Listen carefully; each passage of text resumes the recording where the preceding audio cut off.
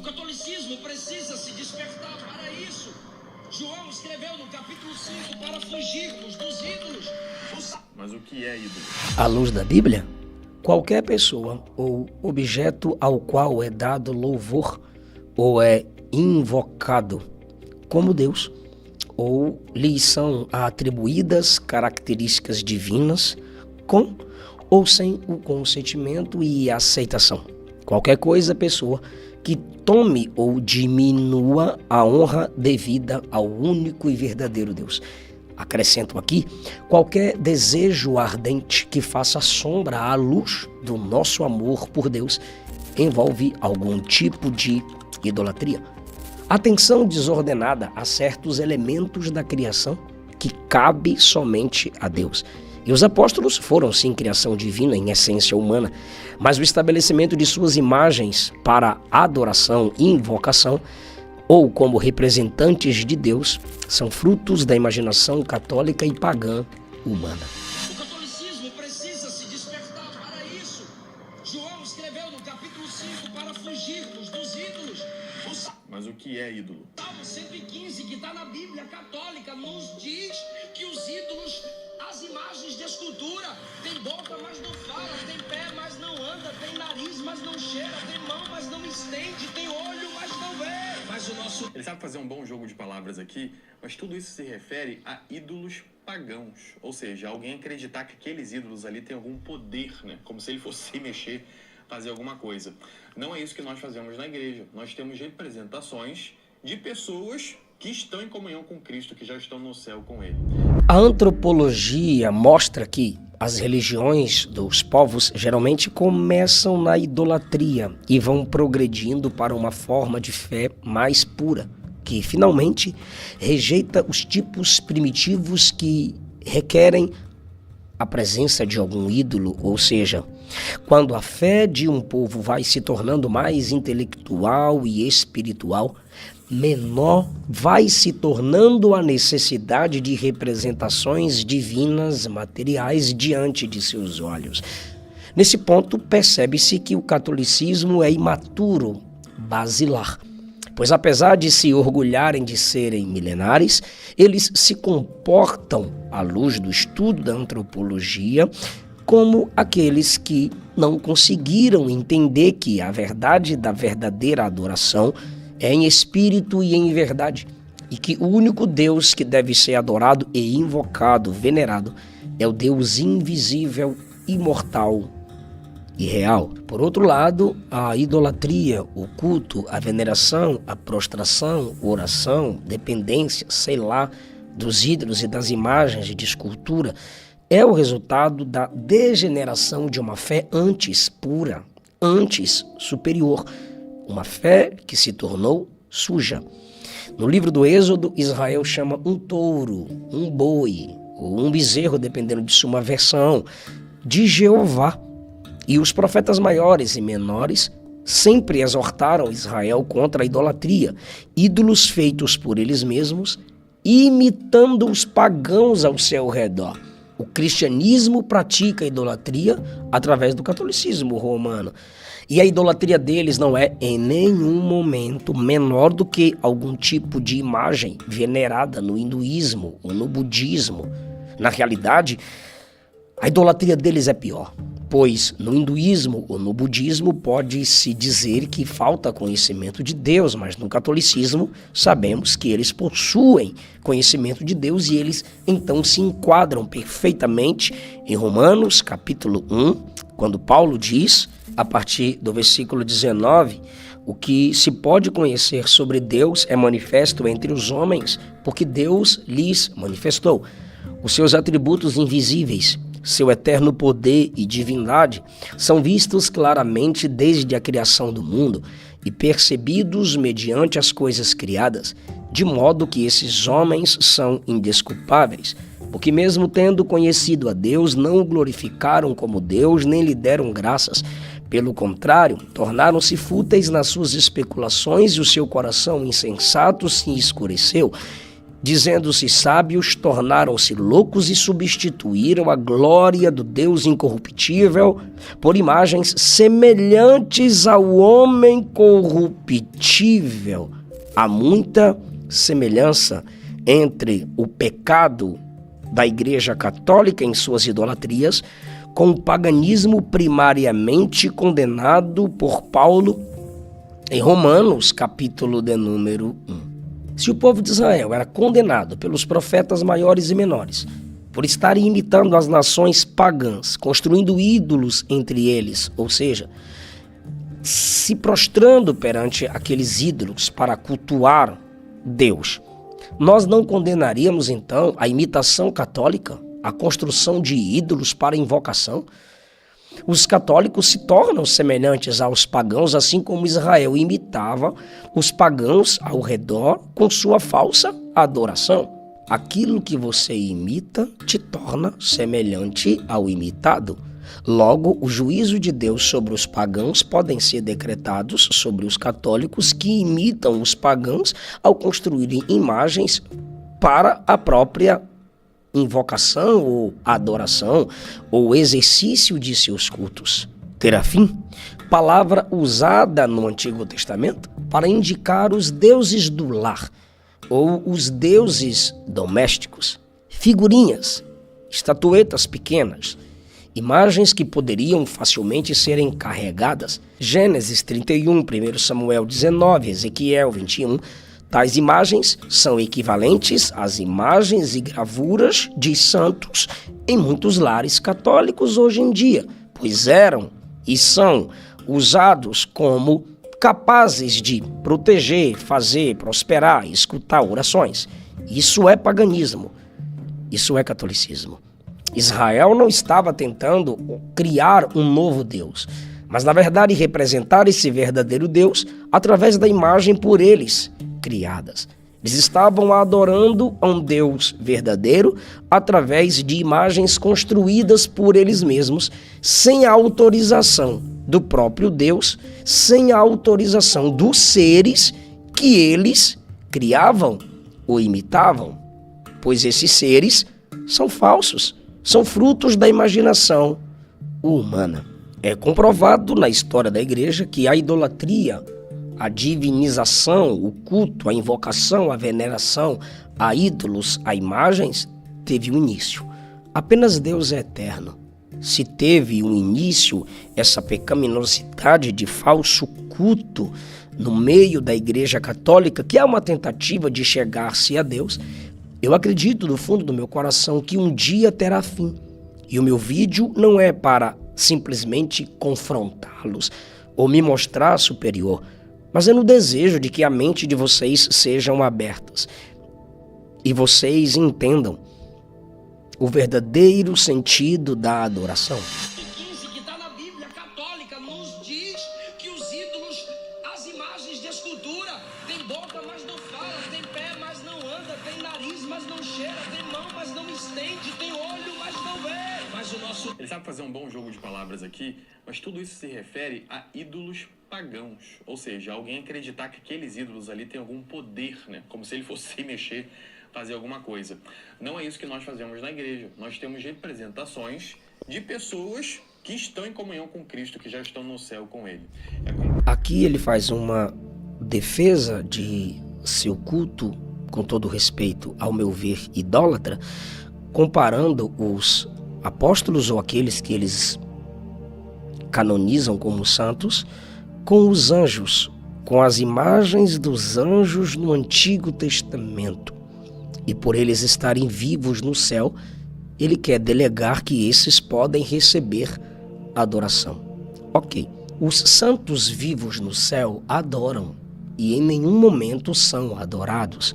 O fato de os apóstolos estarem no céu não dá a eles a dignidade ou o privilégio de serem adorados, pois no céu não entra corrupção, nem forças demoníacas, e Paulo disse que por trás de toda a idolatria está a corrupção e a força demoníaca.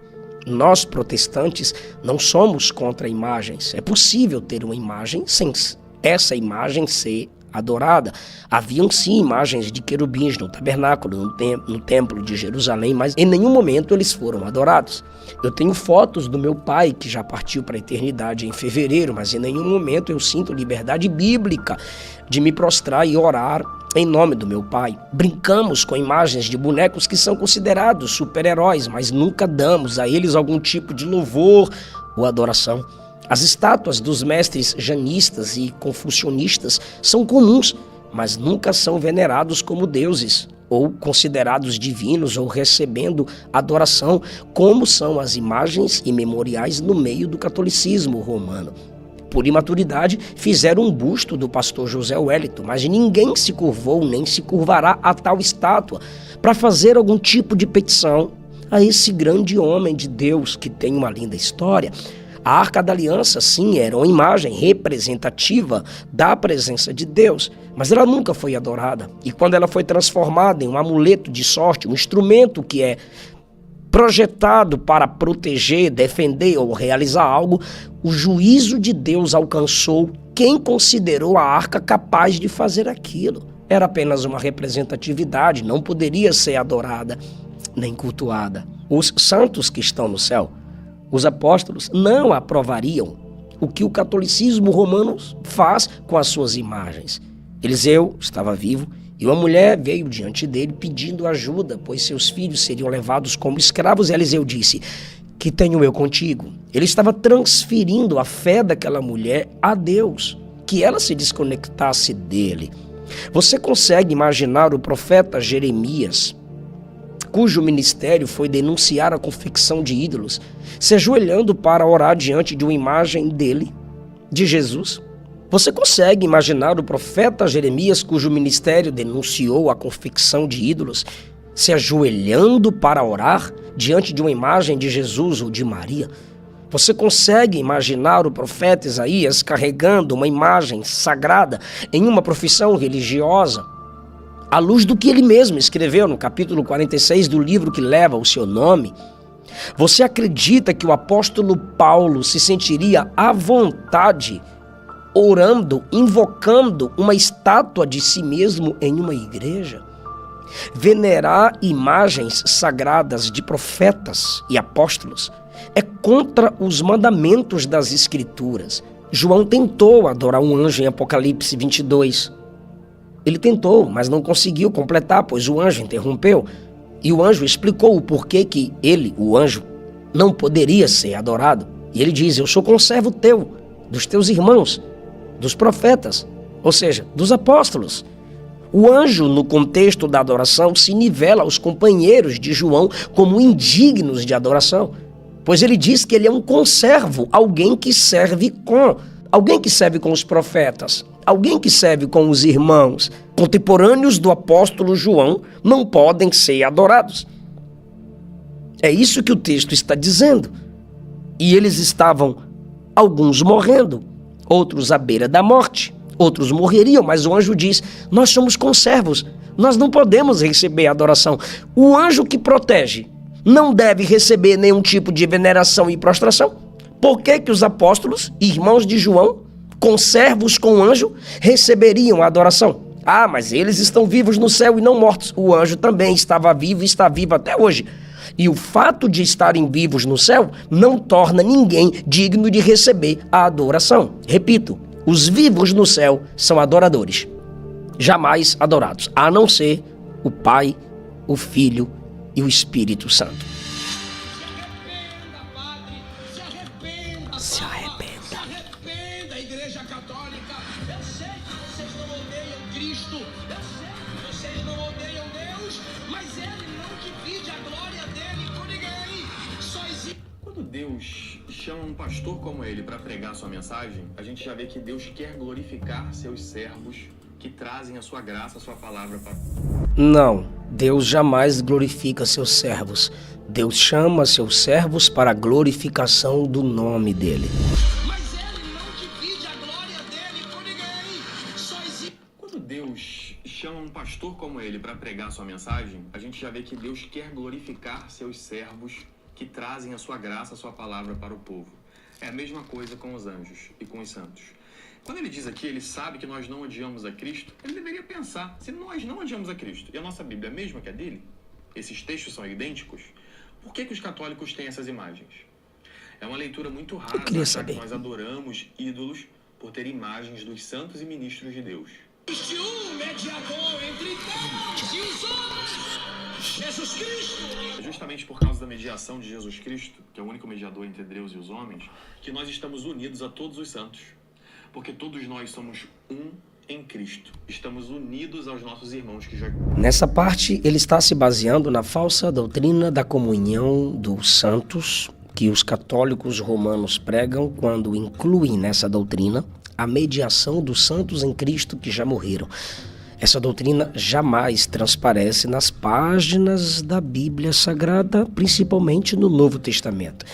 Alguns têm usado a Apocalipse 5 como texto de prova, se lembrando dos 24 anciãos, mas os 24 anciãos são provavelmente seres angelicais, espirituais, e não seres comuns humanamente falando, o que significa que tal passagem não oferece apoio algum para tal ideia.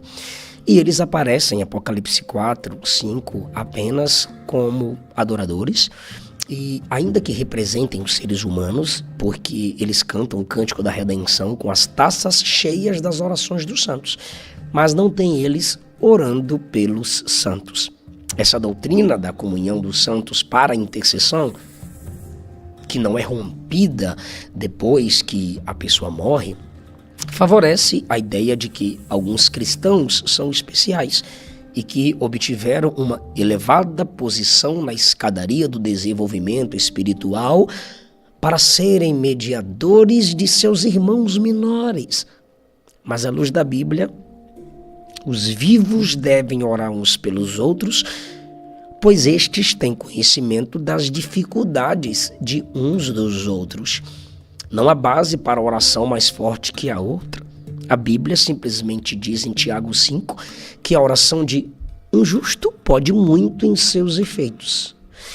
Que tipo de oração que pode muito? Aquela que é feita ao verdadeiro Deus. E o contexto de Tiago capítulo 5 são os vivos orando uns pelos outros, e não alguém orando no céu depois de ter morrido por alguém que está enfrentando dificuldade na terra. Para ouvir as orações da terra estando no céu, tem que ser onipresente.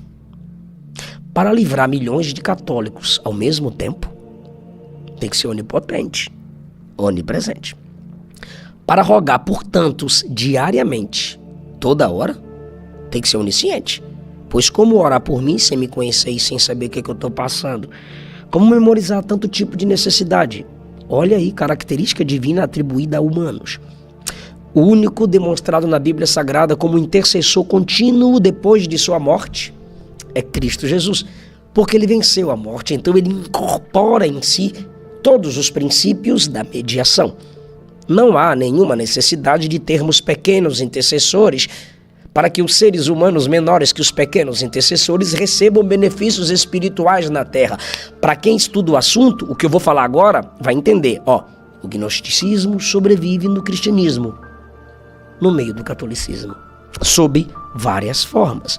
E as ideias do gnosticismo são perigosas. Só Jesus participa da natureza divina e da natureza humana. Assim, ele é apto para desempenhar o seu papel remidor sozinho, sem a ajuda de ninguém, para trazer o homem de volta para a sua presença. Mas, pastor, o Espírito Santo não intercede por nós? Sim, em nome de Cristo. Romanos 8:27 deixa isso claro. Hebreus 9:15 mostra para nós que Cristo é o mediador, o intercessor, o representante dos homens entre Deus e os homens na nova aliança. Cristo continua vivo, continua sendo nosso mediador. Ele é o único caminho para o Pai. João 14, ele mesmo disse isso de si. Ele não disse eu sou um caminho, uma porta em João 10. Ele disse eu sou o caminho, eu sou a porta. Paulo corrobora isso em Romanos 5, Romanos capítulo 8. Eu estou comentando 1 Timóteo 2 e vejo o que ele diz sobre a minha aplicação baseada em 1 Timóteo capítulo 2. Se ele sabe que nós não odiamos a Cristo, ele deveria pensar, se nós não odiamos a Cristo e a nossa Bíblia é a mesma que a dele, esses textos são idênticos, por que os católicos têm essas imagens? É uma leitura muito rasa achar que nós adoramos ídolos por ter imagens dos santos e ministros de Deus. Agora, Existe um mediador entre Deus e os homens, Jesus Cristo. É justamente por causa da mediação de Jesus Cristo, que é o único mediador entre Deus e os homens, que nós estamos unidos a todos os santos. Porque todos nós somos um em Cristo. Estamos unidos aos nossos irmãos que já estão no céu. 1 Timóteo, capítulo 2, Paulo deixa claro a partir do versículo 1 que é necessário fazer súplicas, orações, intercessões e ações de graças por todos os homens. Mas isso aqui é ele falando para Timóteo, para que Timóteo ensine a igreja em Éfeso, os vivos, orarem pelas autoridades que até perseguiam a igreja do Senhor Jesus. E Paulo diz que essa intercessão entre os vivos é bom e agradável diante de Deus, o nosso Salvador, que deseja que todos os homens sejam salvos e cheguem ao pleno conhecimento da verdade. Por quê? Porque há um só mediador entre Deus e os homens, Cristo Jesus, homem. Cristo Jesus, ele sendo Deus, homem, ele pode ser o representante dos homens diante de Deus e o representante de Deus diante dos homens. Para representar Deus diante dos homens, só sendo Deus. Para representar os homens diante de Deus, só sendo homem. Ninguém que morreu e está vivo diante de Deus agora tem essas características que só existem em Cristo Jesus. E por que que Cristo é o único mediador? Está aqui no texto, meu Deus do céu. Versículo 5 diz que ele é o único mediador. Por quê? Porque ele se entregou em resgate por todos. Nem Paulo, nem Pedro, nem João, nem Maria se entregou por resgate por todos. Ele se entregou em resgate por todos para servir de testemunho ao seu próprio tempo. Digo a verdade, não minto, eu sou pregador dessas coisas, eu estou aqui resumindo. Quero que os homens orem em todo lugar, e aqui ele está falando de um contexto terreno, levantando mãos santas, sem ódio nem discórdia. Ele está falando do contexto de culto. E no contexto de culto, a igreja é o povo intercessor pelos vivos. Agora, Cristo é o mediador. A igreja ora em nome de Cristo. A igreja ora a Cristo, o único mediador entre Deus e os homens, porque para isso ele se entregou, morreu, venceu a morte, ressuscitou e está vivo à direita do Pai. Apesar de os grupos protestantes e evangélicos dos quais eu faço parte terem removido as formas físicas e aparentes de idolatria dos nossos cultos, ainda assim não podemos negar que há muitas formas sutis de idolatria que são cultivadas em nosso meio. Quem não demonstra ocasionalmente cobiça? Quem não possui desejos desordenados? Quantos já conseguiram escapar da idolatria sob forma de glutonaria? Quem já fugiu e venceu a sensualidade por completo? Além disso, temos a idolatria religiosa. E uma forma comum de nossa idolatria religiosa é o nosso credo denominacional, o que geralmente usamos com atitudes arrogantes, quando nossa interpretação bíblica vale mais do que o valor da alma de um pecador. Diferente do catolicismo romano, nós não incentivamos e não defendemos essas idolatrias. Nós abrimos as escrituras e a usamos como espada contra esses pecados entre nós. Mas os católicos defendem seus ídolos e incentivam a idolatria, a invocação, a veneração e inventam até termos católicos e não teológicos, biblicamente falando, para legitimar o seu pecado de idolatria. Que Deus tenha misericórdia de nós. Muito obrigado por ter assistido esse vídeo até aqui. Deixa o seu like, se inscreva no canal. Até o próximo vídeo. E esses livros aqui, ó, é para te ajudar, ok? Aqui eu também trato sobre idolatria nos primeiros capítulos. Por que Gênesis fala sobre Deus daquela forma? Gênesis 1 e 2. Depois eu trato sobre os ídolos de Raquel. E como que José e Faraó eram tratados no Egito. Aqui eu também trato sobre idolatria, a libertação do povo no Egito, o Faraó considerado um deus, e o Êxodo 32 e a construção do tabernáculo. São comentários explicados de todos os capítulos de Gênesis e Êxodo. Adquira, o contato está aí no link da descrição ou aqui na legenda do vídeo. Um abraço.